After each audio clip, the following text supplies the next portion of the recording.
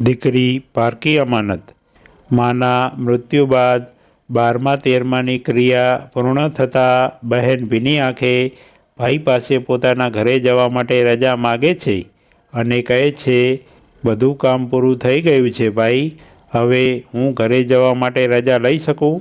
આટલું તો માંડ બોલાયું. ત્યાં આંખ ભરાઈ આવે છે, પણ ભાઈ તેને ત્યાંથી જ રોકતા કહે છે, ના બહેન, હજુ એક કામ બાકી છે અને માની અલમારીની ચાવી આપતા કહે છે, બહેન લે આ માની અલમારીની ચાવી, તારી પસંદની દરેક વસ્તુ તું લઈ જા. પણ બહેને ચાવી લેવાની વાતનો અસ્વીકાર કરી ભાભીને અલમારીની ચાવી આપતા કહ્યું કે ભાભી, તમે જ અંત સુધી માની સેવા કરી છે, મારા કરતાં પણ તમે એમની નજીક હતા. ભાઈની અનુમતિથી ભાભી અલમારી ખોલે છે, જેમાં કિંમતી ઘરેણાં, કપડાં વગેરે વસ્તુઓ છે. ભાઈ ભાભી બહેનને કહે છે કે માની બધી વસ્તુ સાથે લાગણી જોડાયેલી છે, આમાંની તમને ગમતી કોઈ પણ વસ્તુ તમે લઈ જાઓ.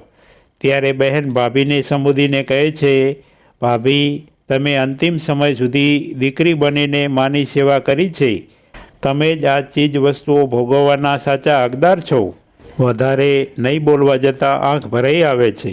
આમ છતાં માંડ માંડ એટલું બોલાયું, જો તમે મને લેવા માટે જ કહી રહ્યા છો તો આ તમામ ચીજ વસ્તુઓથી પણ કિંમતી વસ્તુ છે જે મારે જોઈએ છે, આપો તો લઈ જાઓ.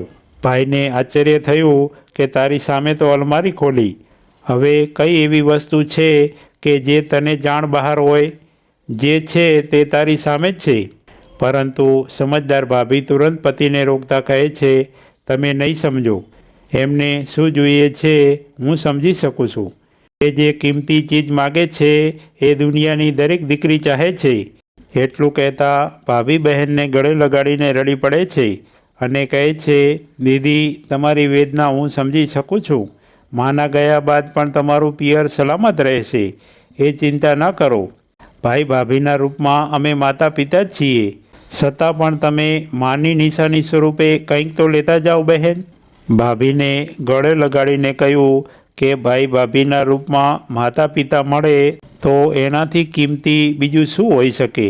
છતાં પણ તમે કોઈ નિશાની લઈ જવા માટે કહો છો તો હું મારા પિયરના હસતા ખેલતા પરિવારની તસવીર લઈ જવા માગું છું.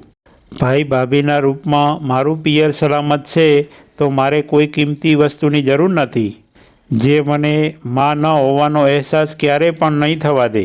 એટલું કહી પૂરા પરિવારની તસવીર લઈ બહેન ત્યાંથી નમ આંખે વિદાય થાય છે. અત્યારે આ બધું બહુ ઓછું જોવા મળે છે. દીકરી માતા પિતા હોય ત્યારે હકથી આવે છે, જ્યારે માતા પિતા ન હોય ત્યારે પિયર તેને પારકું લાગે છે. ક્યારેક આવવાનું થાય તો આવીને જતી રહે છે, તેને કંઈક ઓછું આવ્યાનો અહેસાસ થાય છે. કોઈ પણ દીકરી પ્રેમ અને આવકારની ભૂખી હોય છે, પૈસાની નહીં. બાકી સમય કોઈની પાસે નથી. રોટલો અને છાશ ખાઈ લેનાર દીકરી તેના સાસરે રહે છે, પોતાનું દુઃખ કોઈને કહેતી નથી. માટે દીકરીને પ્રેમ અને આવકાર આપો તે કાયમ રહેવા આવતી નથી. દીકરીને એવું આપો કે સંતોષનો ઓળકાર આપીને જાય. માતા પિતા પછી ભાઈ ભાભીનું ઘર એ દીકરીનું પિયર છે. દીકરી આશીર્વાદ આપીને જાય છે અને પ્રેમ લઈને જાય છે. દીકરી પારકી અમાનત છે, એને સાચવવાની હોય.